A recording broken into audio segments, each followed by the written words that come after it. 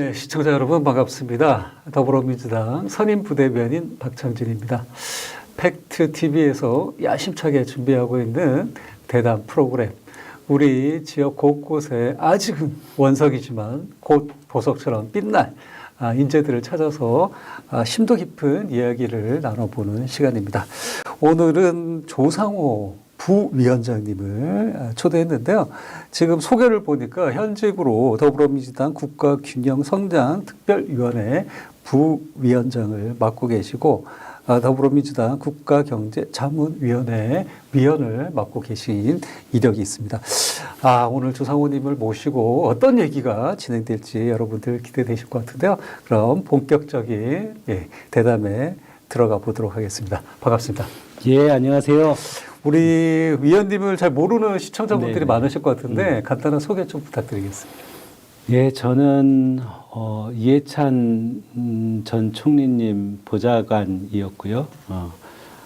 세종시에서 부시장을 지냈고 이재명 정부 국정기획위원으로 참여했습니다. 그래서 거의 한 20여 년 우리 당과 함께 또 세종시에서 살아온 사람입니다. 네. 다양한 이력이 있으신 정말 제가 찾고 있던 원석이 맞은 것 같습니다. 네. 조만간 어떤 보석으로 탈바꿈하실지 기대가 되는데요. 저도 이게 처음 시작하다 보니 많이 꼬이네요. 자, 얼마 전에 출판 기념회를 하신 걸로 알고 있습니다. 책 제목이 조상호의 새로운 생각. 이 새로운 생각이라는 표현은 되게 어떻게 보면 좀 진보하게 들리기도 하고 또 여기에 새로운 생각이다. 이분은 어떤 새로운 생각을 또 누구에게 전달하려고 하느냐. 뭐 이런 생각도 드는데 이 책 내용은 무엇이고 어떤 내용을 담고 있는지 또 그 출판에 진행한 소감은 어떤 게 있는지 말씀해 주시면 좋을 것 같습니다. 그러니까 원래는 이게 이제 오래된 미래 새로운 생각이란 쌍으로 된 말인데 간단히 얘기하면 우리 유럽의 선진 복지 국가들은 1800년대 말 1900년대 초에 뭐 고용보험이라든지 상병보험이라든지 이런 복지 제도들을 많이 만들었어요. 그러니까 그 나라들 입장에서는 선진 복지 제도들이 이제 이미 오래된 현실인 거죠. 근데 우리나라는 앞으로 이제 하나씩 도입해 나가고 있는 이제 새로운 미래가 되는 거죠. 그래서 제가 예전부터 그런 새로운 생각, 그러니까 오래된 미래, 새로운 생각이란 말을 많이 써왔고, 제가 주로 하는 일이 이제 정책을 만들거나 공약을 만드는 일을 주로 했어요. 그래서 항상 좀 현실을 좀 뛰어넘는 새로운 제도나 생각을 하는 걸 직업으로 삼고 있습니다. 그래서 제가 사단법인 새로운 생각 연구소의 연구소장도 맡고 있습니다. 그래서 그런 내용을 담았고요. 책은 제가 지난 대선 때 우리 이재명 대통령님 그 정책본부에서 이제 부본부장으로 일을 하면서 제가 국가균형성장론이라는 이제 새로운 이제 균형발전 정책을 제안을 했었거든요. 그러니까 결국은 이제 최종 공약으로는 확정을 못했는데 서울 수도권 외에 충청의 신수도권 그리고 남부 산업 해양 수도권에서 국토를 세 개의 수도권으로 고르게 발전시키자 그런 정책을 이제 만들었었어요. 그래서 그 내용까지 포함해서 책에 담았었습니다. 어떻게 보면 지금 이재명 정부가 야심차게 추진하고 있는 5국 3특하고도 닮아 있는 것 같고요. 국가 균형 발전이라는 게 지금 당면 과제 중에 하나 아니겠습니까? 이유는 잘 아시다시피 지방이 소멸하고 있고 또 인구 구성의 변화가 있고 이런 것인 것 같은데 지금 위원님의 이력을 보니까 행정가로서 또 정책가로서의 다양한 면모가 많이 있으셨던 것 같습니다. 그 와중에 보니까 정치에 입문한 계기가 남다르다. 이런 지점이 있는데요. 그거 관련해서 좀 말씀해 주시면 좋을 것 같습니다. 그러니까 뭐 저는 개인적으로 원래는 이제 동북아 평화, 한반도의 평화적 통일 이런 거를 이제 업으로 삼으려고 하던 연구자였어요. 그러다가 이제 2008년에 이해찬 전 총리께서 당시에 이제 18대 국회 불출마를 선언하시고 재단법인 광장이라는 연구소를 차리셨거든요. 그때 우리 팩트 TV도 같이 거의 비슷하게 생겼는데 제가 그때 연구실장으로 그러니까 이해찬 총리님을 이사장으로 모시면서 연구 활동에 이제 참여하게 됐죠. 그러니까 원래는 국제정치 전공이었는데 그러면서 이제 뭐 경제, 복지, 교육 이런 의제들을 한 달에 2번씩 이슈 브리핑이라는 보고서를 내고 또 1년에 4번씩 개간 잡지를 발간하면서 이해찬 총리님이 경험하고 고민했던 것들을 많이 배우면서 일종의 정책가로 좀 변하게 됐죠. 그래서 사실은 2012년에 세종시가 출범하면서 이해찬 전 총리께서 초대 국회의원이 되셨는데 그때 제가 이제 이해찬 총리 보좌관을 하면서 뭐 요즘 말로 따지면 정치에 입문하게 됐다 뭐 그렇게 볼 수도 있겠습니다. 네. 얼마 전에 뭐 슬픈 이야기지만 이해찬 전 총리께서 예, 고인이 되셨습니다. 이 과정과 관련해서도 남다른 감회가 있으셨을 것 같은데 예, 어떤 게 있으셨을까요?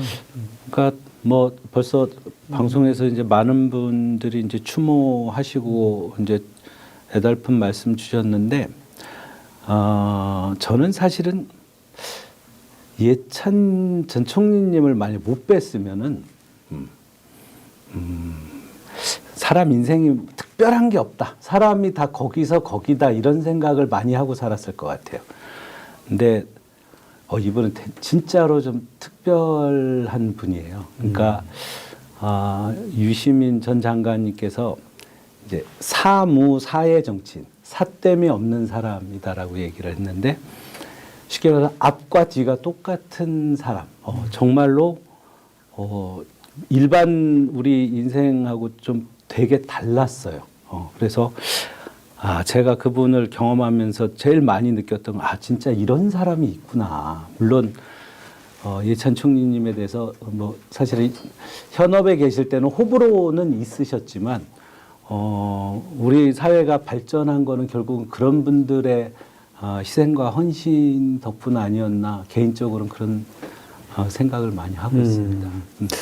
이해찬 전 총리께서 이제 진보 민주 계열에서 큰 족적을 남기신 것은 뭐 모든 분들이 공감할 것 같습니다.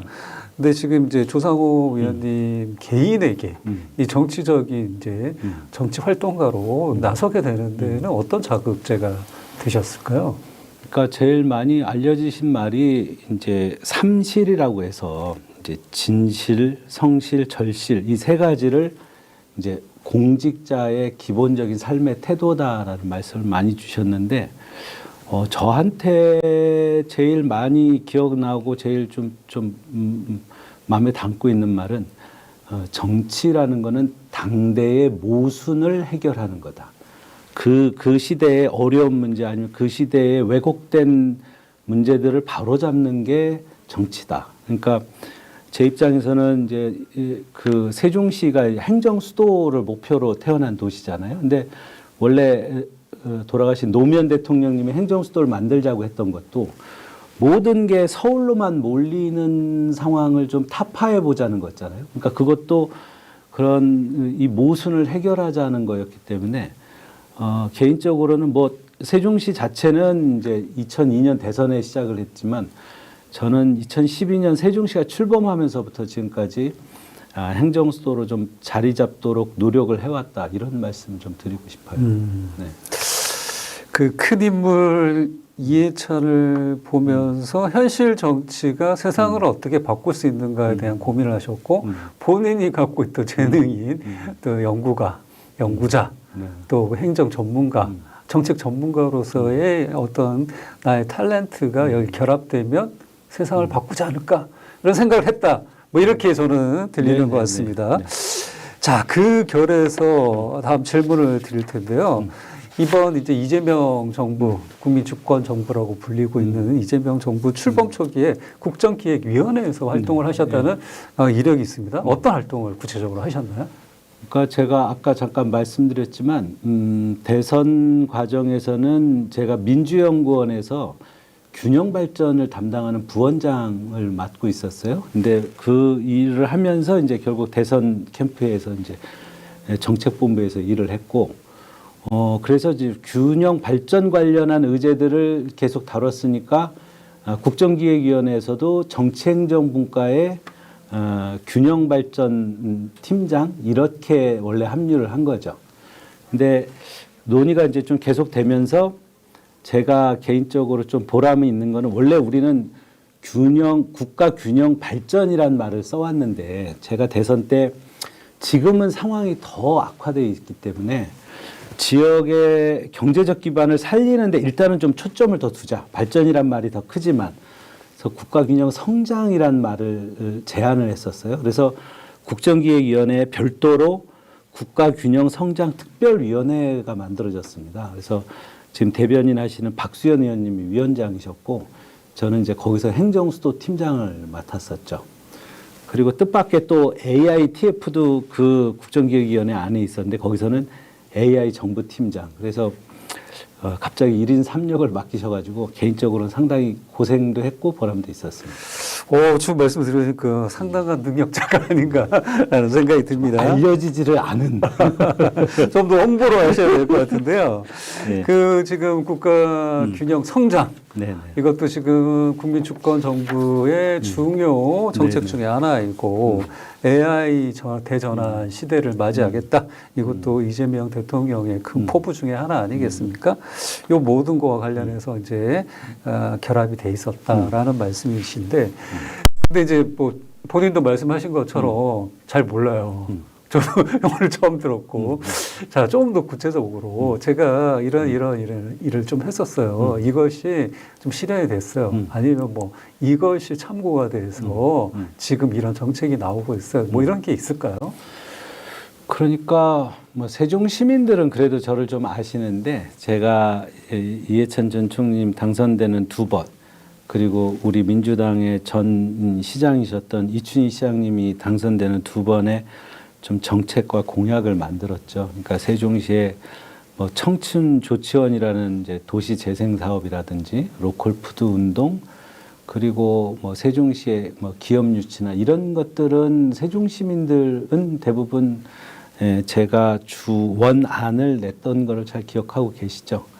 근데 이제 말씀하신 대로 사실 전국적으로 굳이 말씀드린다면 이번에 국가균형 성장론이라는 이거 한 번만 더 정리해서 말씀드리면 수도권하고 나머지 지역의 근본적인 차이는 저는 수도권은 그 지식 서비스 산업 그러니까 기업이나 경제 활동이 이루어질 수 있는 그 기본이 되는 서비스 산업하고 금융 산업이 있느냐 없느냐로 저는 결정이 된다고 생각해요.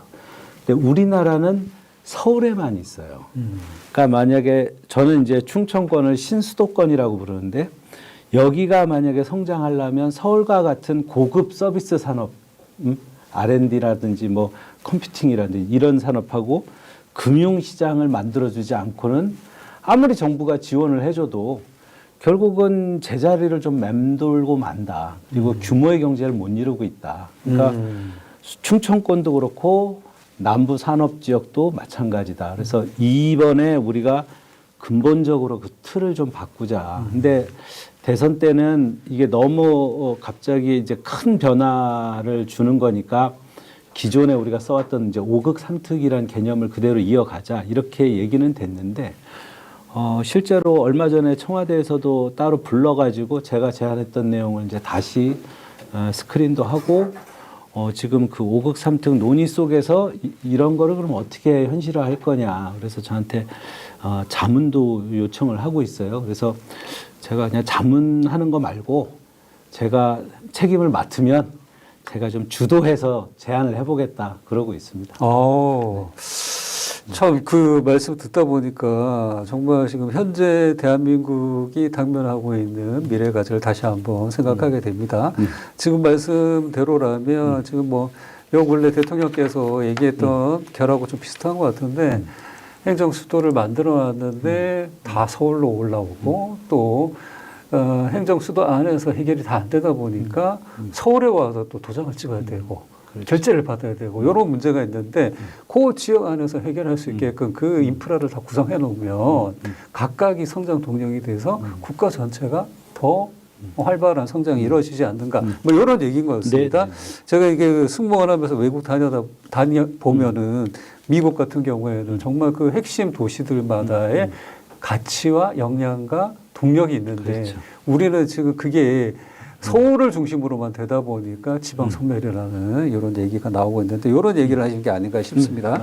자, 근데 지금 이제 세종 관련해서 말씀하셨는데 저는 좀 요거 좀 궁금하긴 한데 청년 아까 조치원이라고 그러셨나요? 청춘 조치원. 아, 청춘 조치원. 여기 무슨 활동을 하신 건가요? 그러니까 보통 국민들은 잘 모르시는데 우리 조치원읍이거든요. 조치원은 들어보신 적은 있으시죠? 네, 있죠.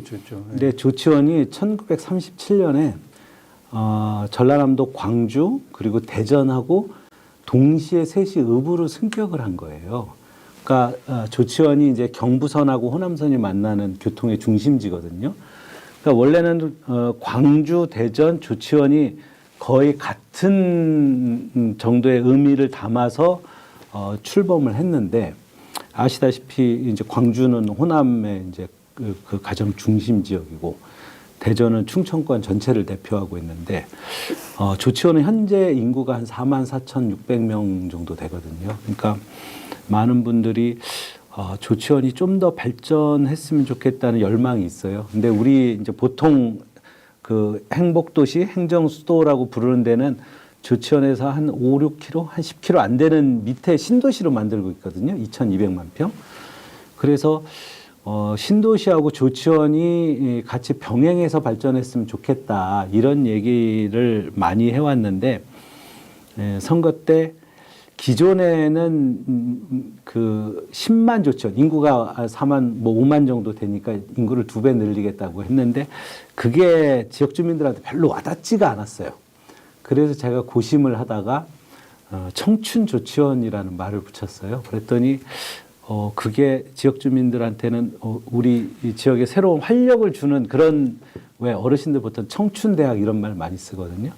그래서 선거 때 굉장히 이 선거 판세를 좀 바꾸는데 큰 기여를 했던 기억이 좀 있습니다. 그럼 이 청춘 조치원을 만들기 위한 구체적인 뭐 실행 방안이라든지 그런 게 또 있나요? 그러니까 기본적으로는 이제 도시 인프라를 이제 새롭게 만드는 게 있고요. 그리고 이제 어쨌든 유동 인구를 많이 일으켜서 그 경제에 활력을 주자 이런 고민이 있었는데 주로 문재인 정부 때 이제 도시재생 사업들이 관련돼서 많이 했었죠. 근데 지금도 아쉽고 해야 될 숙제는 결국 이제 인구가 늘려면 간단히 얘기하면은 택지를 개발하고 기업이 들어오고 이제 그런 이제 최종 단계가 이루어져야 되는데 그 전 단계에서 저희 이제 전임 우리 민주당 정부가 끝났죠. 그러니까 그걸 이제 이어받아야 되는 문제가 있죠. 네. 어떻게 보면 이게 청춘 조치원이 아니라 청년이 머무를 수 있는 지역을 만들겠다. 이런 뜻으로 저는 좀 느껴집니다. 왜냐하면 청년들이 그쪽에서 계속 머물려고 그러면 그쪽에서 일자리도 있어야 되고 문화적 뭐 누릴 수 있는 향유할 수 있는 시설도 있어야 되고 이런 거를 다 갖추는 그래서 아까 얘기한 균형 발전 성장하고도 맞닿아 있는 얘기인 것 같은데요. 그 지난 대선 과정을 거치면서 좀 정립을 하나 한 개념이 청년 거주 필수 조건이라는 걸 만들었어요. 그게 5가지인데 교육, 일자리, 문화, 주거, 건강. 이 5가지 요건이 충족이 돼야지 청년들이 살 수 있다. 예를 들면 서울은 교육, 일자리, 문화, 건강이 다 해결이 되고 주거가 해결이 안 돼요. 근데 다른 지역들은 5가지 중에서 주거만 해결이 돼요. 그러니까 우리가 쉽게 말해 개입을 하지 않으면 자연스럽게 다 서울로 몰릴 수밖에 없는 거죠. 그러니까 중앙정부도 그렇고 지방정부도 그렇고 청년들이 그 지역에서 살 수 있는 환경을 만든다고 하면 요즘은 특히 문화적인 환경도 굉장히 중요하거든요. 그러니까 교육, 일자리, 문화, 주거, 건강 이 5개가 조화를 이루도록 정책을 만드는 게 좀 꼭 필요하다. 이 말씀 좀 드리겠습니다. 정말 조상호 위원님의 이 통찰력이 보이는 것 같습니다. 현재 청년 세대가 이미 이제 우리나라가 어느 정도 선진국 국면에 있는 상황에서 탄생 그 문화를 영유했던 세대이기 때문에 지금 말씀하신 5가지 그 중에 하나가 좀 빠질 때는 그 결핍이 크게 생길 수밖에 없다. 그래서 뭐 주거라든지 이거 하나만 갖고는 그걸 대체할 수 없다. 머무르게 할 수 없다. 그런 말씀이신 것 같습니다. 또 하나 더 와닿았던 게 로컬 푸드 정책이라고 하셨는데 이건 또 뭐 어떤 건가요? 그러니까 뭐 로컬 푸드라는 말은 이제 저희가 미국 말을 쓰고 있지만 실제로 한국의 로컬 푸드 운동은 이제 일본의 지산지소 그 지역에서 생산된 것을 그 지역에서 소비한다. 이런 거거든요. 근데 우리나라 농업 유통 구조는 전국에서 생산하면 서울의 도매 시장으로 모였다가 다시 전국으로 내려가는 구조예요. 그러니까 일단은 원거리 공급이 되고 또 그러는 과정에서 비용이 추가로 발생하죠. 그러면 원래는 우리 저쪽 호남 쪽에서 우리나라 로컬푸드 운동은 좀 본격적으로 시작됐는데 세종시에 원래는 소농, 여성농, 고령농들이 생산하는 지역에 좀 깨끗하고 좀 순수한 농산물들을 우리 시민들한테 직접 공급을 하자. 그래서 세종시는 우리나라에서 가장 큰 로컬푸드 시스템을 갖고 있어요. 그러니까 신도시 인구가 지금 한 30만 명 정도 되는데 세종시에 시가 설립한 로컬푸드 주식회사라는 곳이 있고 거기에서 4개의 오프라인 매장을 갖고 있습니다. 상당히 규모가 큽니다.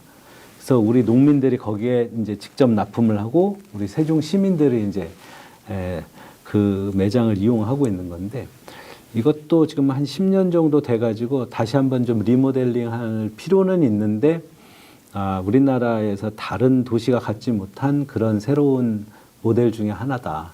그 정책을 위원님이 내신 거였나요? 그거는 제가 주도했다기보다는 우리 이해찬 총리님하고 이춘희 전 시장님 그리고 뭐 그리고 우리 박용성 전 시의원님 이런 분들이 같이 제가 지금 그 지명을 정확히 기억이 안 나는데 저희보다 먼저 로컬푸드 논의가 좀 활발한 데 지역을 다녀오면서부터 시작이 됐고 어쨌든 세종시에서는 되게 자리를 잡았다. 그러니까 이게 저는 되게 와닿는 게 지금 미국이라든지 일본만 해도 그 미국은 주말마다 파머스 마켓이라고 그 지역마다 그 마켓이 열려서 지역에서 생산하는 치즈, 뭐 벌꿀, 뭐 이런 것들을 현장에서 소비하게끔 만들고 중간에 유통 과정이 없기 때문에 이 판매자 입장에서도 훨씬 더 많은 이익을 가져갈 수 있는 또 우리가 예전부터 많이 들어왔던 신토부리. 그렇죠. 네, 그 지역 뭐 몇 킬로 이내에서 난 음식이 가장 내 몸에 맞다. 요거에도 좀 맞는 것 같고 여러모로 ESG 경영도 되는 것 같네요. 환경을 생각할 수 있는. ESG라는 게 바로 그런 거죠. 네. 이런 이제 아이디어가 있는데 이걸 리모델링할 새로운 또 과제가 있기 때문에 앞으로 어떤 권한을 갖게 되면 해볼 생각이 있다 이런 말씀이신 것 같습니다. 기회를 주신다면. 아울러서 아까 말씀 여러 차례 하셨는데 2002년에 이제 세종시 관련된 논의가 시작되고 변곡점으로 2012년에 또 뭐 한 번 있었고 근데 그 중간중간 정부가 새로운 정부가 들어설 때마다 행정수도 이전과 관련된 여러 가지 뭐 구상안은 있었지만 여전히 지금까지 국민들 입장에서는 세종시가 뭘 하고 있지? 이런 생각이 든단 말이에요. 그래서 현재 이제 세종시는 어떻게 평가하고 앞으로는 어떻게 더 추진을 해 나가야 되는지 이런 거에 관련해서 말씀 좀 부탁드리겠습니다. 그러니까 2002년에 돌아가신 노무현 대통령께서 국가 균형 발전을 위해서 신행정수도를 건설하겠다라는 공약을 발표하면서 시작됐죠. 근데 대단히 애석하지만 당시에 이제 헌법재판소에서 그 경국대전을 이유로 해서 이제 위헌 결정을 했어요. 그래서 행정중심 복합도시, 그러니까 정치 의제는 다루지 않는, 그러니까 대통령하고 국회는 없는 중앙부처만 모여 있는 도시를 만든 거예요. 근데 현재 중앙부처들은 이제 한 6개 정도 부처를 빼고 다 세종시에 와 있는데 의사결정은 다 서울에서 하고 있는 거죠, 지금.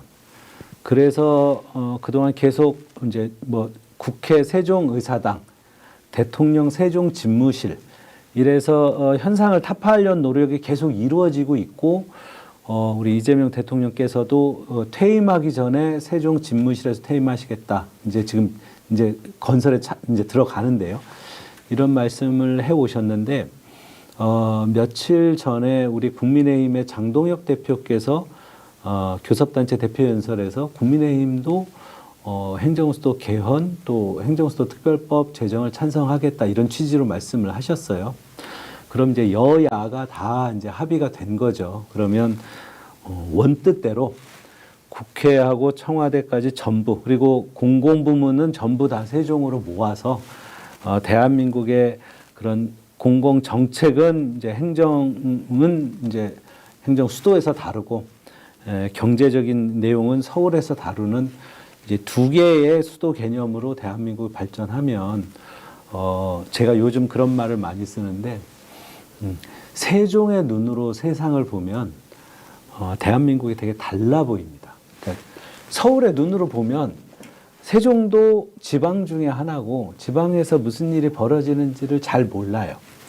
그러니까 서울이 너무 과밀화되고 그런 것도 우리는 잘 못 느껴요. 저도 이제 서울에서 평생 살다 내려갔지만, 근데 세종의 눈으로 보면 서울은 너무 모든 것이 몰려 있다 보니까 이제 과부하가 걸린 상태에서 비용이 이제 계속 늘어나는 거죠. 그러면 나머지 지역들은 인구가 점점 줄거나 아니면은 그 사회 인프라가 어떻게 보면은 이제 녹슬고 마는 거죠. 그러면 서울의 인구를 다른 지역으로 좀 더 옮겨서 다른 지역도 발전을 시키고 세종은 정중앙에 있거든요. 그럼 국가가 어떻게 하면 고르게 발전할까라는 거를 그냥 거기 살면 자연스럽게 생각을 하게 됩니다. 그래서 저는 특히 대통령님하고 국회의원들 그리고 중앙부처들이 세종에 살면서 세종의 눈으로 대한민국을 보면 이제 한국에 뭐 문제가 한두 가지 남아 있는 건 아니지만 이 균형 발전, 균형 성장 이 문제에 대해서는 우리나라가 이제 답을 찾을 수 있다.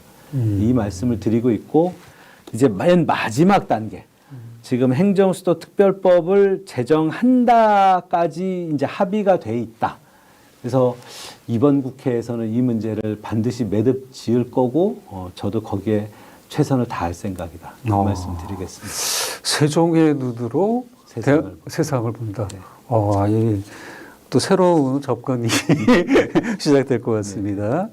네. 그래서 뭐 우리가 뭐 개인의 행동에 있어서도 먼저 선언하고 나면 행동도 바뀐다라는 것처럼 본격적인 이동, 완벽한, 완전한 그 세종시로의 이전이 실행되고 나면 또 우리 대한민국의 미래가 바뀔 수도 있다. 이런 말씀이신 걸로 느껴지는데요. 이런 측면이 있다 보니까 우리 위원님이 여러 가지 지역 현안이나 핵심 공약과 관련해서 이번에 이제 세종시장 후보로 예비 후보로 등록을 하신 거죠. 나오시면서 구상이 많으신 걸로 알고 있는데 이 관련해서도 좀 알려주시면 좋을 것 같습니다. 그래서 제가 얼마 전에 지난주에 이제 출마 선언을 하면서 이제 5+1 혁신 전략이라는 걸 냈는데 그 원이 방금 말씀드렸던 행정수도 특별법. 이게 세종시의 미래도 그렇지만 대한민국의 미래를 결정하는 결정적인 입법이 될 거다. 그래서 뭐 시장이 입법을 하는 건 아니지만 그거를 최우선 사명으로 이제 걸고 있고요. 그 다음에 우리 세종시를 이제 키우고 성장시키는 데 필요한 이제 5가지 혁신 과제를 이제 정리를 했는데요. 아마 세종시가 아닌 분들은 아직 잘 모르셔요. 왜냐하면 그냥 국회나 대통령실에 가면 세종시 다 끝나는 거 아닐까? 근데 세종시가 지금 서울보다 약간 작은 면적이고 우리가 생각하는 세종시는 장기적 지금 30만인데 50만의 신도시를 만드는 거예요. 그럼 그 외의 지역에도 한 30만 명 정도 사람이 살고 그리고 도시가 공공부문, 공무원만 사는 건 아니잖아요. 그러면 세종시는 첫째는 이제 신도시를 건설하다 보니까 뭐 상가 공실 문제, 도로 문제, 뭐 일자리, 주거 문제가 사실은 굉장히 복잡한 것들이 많아요. 그거를 좀 시민이 직접 참여하는 시민청을 만들어서 해결해 보자가 이제 민생혁신 첫 번째. 두 번째는 행정수도는 어느 나라나 교육과 문화의 중심지인데 저희는 국립대학교가 없어요. 그러면 서울에 서울대가 있듯이 행정수도에 글로벌 수준의 종합국립대가 필요하다. 그렇지 않고는 다 결국은 다 서울로 떠나고 만다.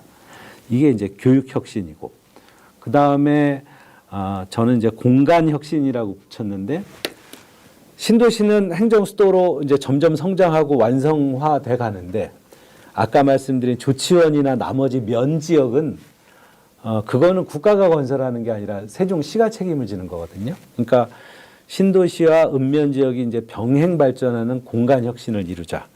네 번째는 당연히 이제 좋은 일자리, 특히 이제 세종시는 AI 정부 시스템의 중심이거든요. AI 정부. 그리고 세종시가 세계적으로 유명한 스마트 시티입니다. 그러니까 AI와 스마트 시티가 만나서 우리나라도 이제 도전하는 새로운 산업을 좀 이끄는 도시가 됐으면 좋겠다. 그리고 이제 마지막은 저희가 이제 출범한 지 이제 10년이 좀 넘었는데 공공부문이 좀 더 효율적이고 좀 더 시민들의 효능감을 높이는 방향으로 공공혁신을 이루자. 그래서 정리하면 이제 5+1 혁신 전략으로 완전히 새로운 세종을 만들겠다. 이렇게 말씀을 드렸고 그러려고 노력하고 있습니다. 그럼 조금 디테일하게 들어가서 네. 질문을 드리자면 행정수도 특별법을 만들려면 아까도 말씀하신 것처럼 지방정부가 만들 수 있는 건 아니지 않습니까? 그렇죠. 이걸 위해서 그러면 이제 어떻게 유대관계와 이 이해와 설득 과정을 만들어내실 생각인지. 그러니까 저희 세종시에는 이제 강준현 의원님이 이제 재선 의원으로 이 일을 전담해서 애써 주시고 계시는데 우리 강준현 의원님을 비롯해서 여러분이 이미 행정수도 특별법 법안은 냈어요. 근데 이제 중요한 이제 두 가지 이제 고비가 있는데 하나는 결국 이거는 국가 운영 시스템을 바꾸는 거라서 저는 반드시 여야 합의가 필요하다고 생각하는데 작년 말쯤이었죠. 우리 민주당 국토위 간사인 복귀왕 의원님하고 국민의힘 국토위 의원인 엄태영 의원님, 재천 의원님 두 분이 공동 발의를 해가지고 행정수도 특별법안을 또 냈어요. 근데 이거는 우리 지방시대위원회하고 세종시를 지금 건설하고 있는 국토부 산하의 행복청하고 교감을 이룬 상태에서 이제 법안이 나왔어요. 그리고 지금 이제 장동혁 국민의힘 대표가 이제 선제적인 사과를 또 했고 이제 선제적이 아니라 마지막이죠. 하신 거죠. 그러면 이제 여야 합의가 이루어졌다라고 우리가 볼 수 있는 정도 수준이기 때문에 이제는 대통령실이나 우리 당에서도 이제 당론으로 이제 확정을 해서 여야가 낸 법안에 대해서 서로 이의가 없으면 우리가 신속하게 처리를 하자. 그래서 벌써 20년이 더 된 얘기인데 특히 우리 일 잘하는 이재명 대통령이 계시는 동안에 이 문제는 이제 좀 마무리를 짓고 우리나라도 이제 다른 화두, 대한민국의 미래를 위한 새로운 화두로 좀 나갔으면 좋겠다. 그런 생각을 좀 갖고 있습니다. 그러니까 정리하면 이제 정말로 이제 구분응선까지 와 있다. 그런 이게 지금 구슬은 있는데 네네. 또 구슬의